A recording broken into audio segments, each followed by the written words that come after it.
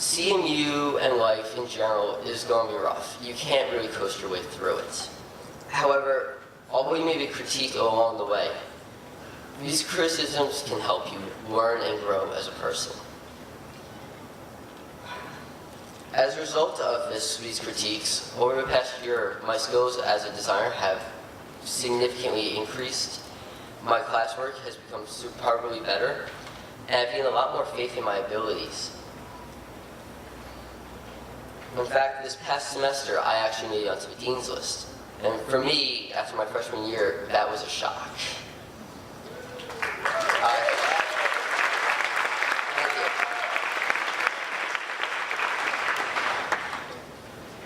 As a result of this, I was then hired as a full-time industrial designer for a robotics institute here over this past summer. I received several offers to become a video game designer at a couple of firms.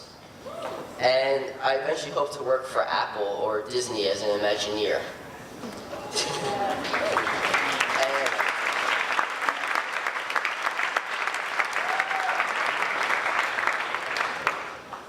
All of this is thanks to CMU and being given an opportunity to really step up and prove what I'm able to do. My experiences here at CMU have been vast and one of a kind, as it will be for all of you. I have learned lessons here that I will remember for the rest of my life. Perhaps the most meaningful one now to me is that you should always believe in yourself. Go out on a limb, take chances. You never know what can happen. So, once again, welcome to CMU Class of 2014.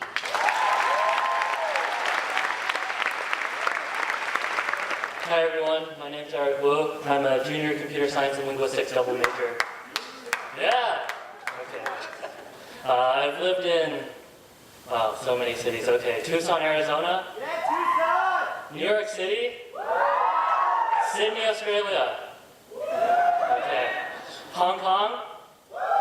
Shanghai. Beijing. Yeah. London. Okay. Oh, so American. That's okay. Did I say that? I'm the co-founder and co-president of CMU Portal, Carnegie Mellon's premier online bulletin board, and I'm also your student body vice president for finance. And even though none of you first years voted for me, I really hope that I can have your support in the upcoming year. I hope that you've thoroughly enjoyed your first few days as a tartan here at Carnegie Mellon. And I'd like to say congratulations on getting through such a tough and daunting college application process, during which you must have come across the topic of diversity many, many times. Heck, you might have even thought, man, it's so unfair that girls have such a big advantage getting into engineering schools. But when you start classes next week, you'll be grateful. But seriously, why do admissions offices at top-tier universities place such a high premium on diversity anyway? I had no idea, so I went on a journey to find out. The first leg of my journey took place in the chambers of Undergraduate Student Senate. Senate is, by most definitions, a very diverse organization because it reserves seats for people from each different college, even CFA, which we have a hard time filling seats for. But it also boasts of having members from 15 different states and 5 different countries, which, you know, pretty serious business. But during my 2 years as a senator, I realized that even though we came from such vastly different backgrounds, what brought us together was the passion of making Carnegie Mellon a better place. So what I really learned was that no matter how different someone may seem, if you put in a little extra effort to get to know them, you'll be startled at the similarities between the two of you. And just a shameless plug, if you're interested in money, power, or even student government, please come to the student government meet and greet on Friday at 2 p.m. in Danforth Lounge. Yeah. Okay. So, on to the next step of my journey. I joined an organization called Awareness of Roots in Chinese Culture, or ARCC for short. And pretenses aside, you know, this is a pretty homogenous Chinese organization. You know, somewhere you don't really think of finding diversity, just, you know, maybe fried rice or mushu. But what I learned was that these cultural organizations provide comfort zones to fall back on, and they also provide springboards into meaningful and authentic interactions between people of different cultures. Cultural organizations are not necessarily just evil places where Chinese people come together to figure out how we can take over America. Cultural organizations are rich in the diversity of talent. They recruit people, leaders to be president, people who can dance to be the performance chair, and nerds like me who like to sit in our rooms and design websites. So, no matter where you are here at Carnegie Mellon, you're guaranteed to meet people and to make friends with individuals who are widely and immensely talented. The last stretch of my journey that I would like to share with you today is about my time with the Diversity Advisory Council. In the DAC, I've been honored to serve along prestigious members of the campus community, such as Everett Academy and Chanel Smith, who I co-authored a document called the Guiding Principles with. This document basically defines diversity here at Carnegie Mellon. And during my time with the Diversity Advisory Council, I found out that diversity, especially in a college community, is really about finding and being yourself. No two people under this tent come from the same walk of life. No two people under this tent share the exact same views, the exact same passions. We're all different. So, coming to college is really coming to a place to discover who you are, what you like, who you like, and even maybe your natural tendencies. So, my challenge to you all in the next 4 years is to find something that you can call your own. Find your passion. To find something that defines who you are. But above all, remember to be yourself, and if you don't know who you are yet, find yourself. Thank you very much, and I look forward to meeting all of you.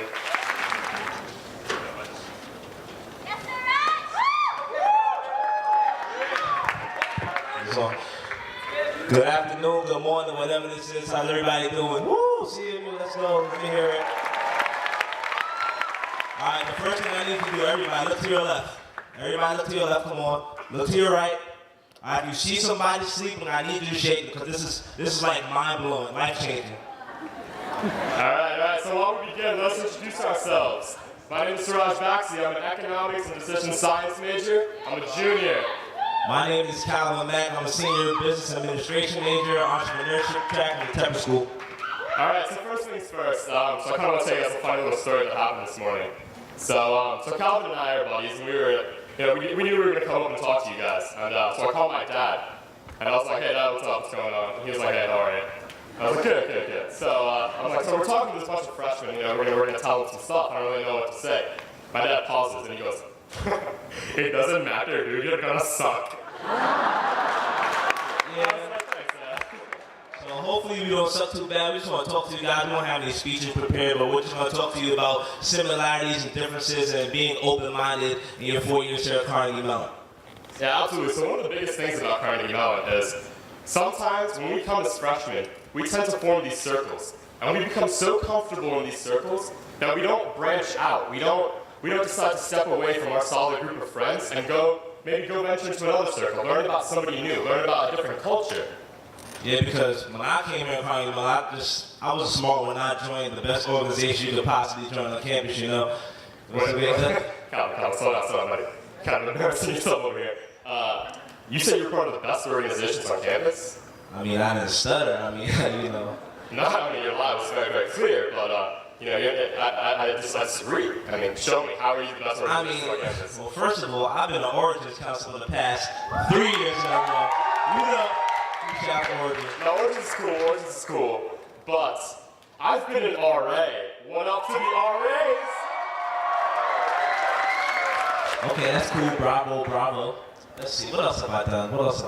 I'm forgetting about. Last year, I was the president of Spirit. How about that one? So Spirit.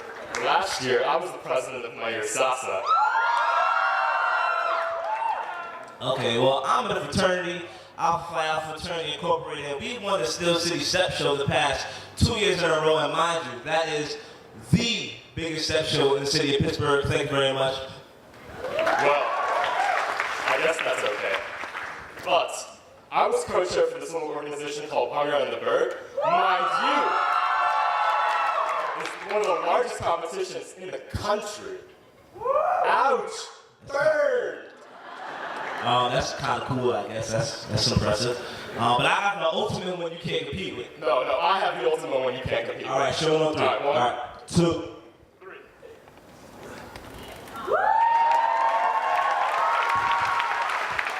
Yeah, that was kind of corny. I'm sorry. Very, very corny We people. really couldn't come up with anything better.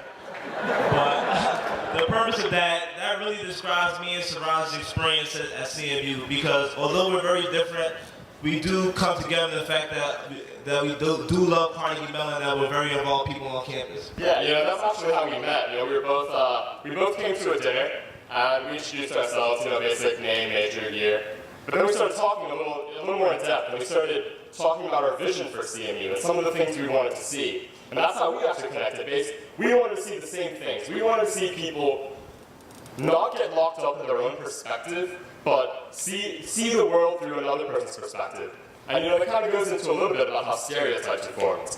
CMU is by far one of the most diverse campuses in the nation and the world. But what we tend to do is we limit ourselves in our interactions, and we form these silos and form these groups, and we put ourselves on a plateau to the point where we don't feel anybody else is as good as we are because of everything that we do. So we challenge you to branch out, form your circles, find a good group of friends that you're close with, but still learn about other people, learn about other cultures, and be open-minded enough to teach your culture and what you can offer to other people. Just out of curiosity, how many of you guys have been stereotyped before? Raise your hand, everybody, because even if you don't realize that you have, come on, people. Yeah, everybody has. So we're going to tell you a couple stories, I guess maybe one story each about how we were stereotyped. All right, so one time I went to the club, it was a Friday night, trying to talk to a couple of ladies, got a little fly, but I had on sneakers. You don't go to a club with sneakers, that's probably a problem. But I seen a group of guys go in with sneakers on, so I'm thinking it's cool. One of them had flip-flops on. I seen the big toe people. I know I saw a big toe. But then when I go to the door, the guy's like, whoa, you're not allowed in here, you got sneakers on. I'm like, I just seen a big toe and 4 other guys go in with sneakers. You telling me that I can't get in the club? Like, what's up? I'm trying to party, pop bottles and all that, And then they was like, nah, we can't have that. So I was like, I don't want to be here anyway. But I was upset. I really was hurt, though. Yeah, so I kind of had a similar story. So I flew into Pitt a couple weeks ago. And the last couple of weeks of summer were really, really bad, and I had a full beard. So you guys know where this is going, right? Alright. So I flew in, and I get stopped at security for a random check, and I'm okay with it. TSA is totally random. So I go, I'm getting frisked, and I'm okay with it. And I see this lady who's getting her bags, but she's looking at me. She's just like, and I'm like, I can't believe after all these years, I thought that kind of died down. But she's scared. She's like, what is this boy gonna do to this plane? And I'm like, no, all right, fine. You know what? I'm gonna teach you a lesson.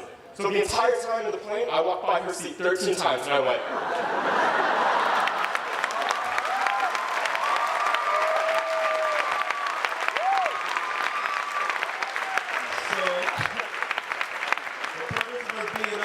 Because I was that close-minded individual that I'm telling you not to be. When I first got on campus, I didn't fully appreciate CMU and the CMU experience, and until I opened my mind, until I branched out and learned about other people and stepped outside my own comfort zone, that's when I initially learned that Carnegie Mellon is a great place and you can make a lot out of your experience here.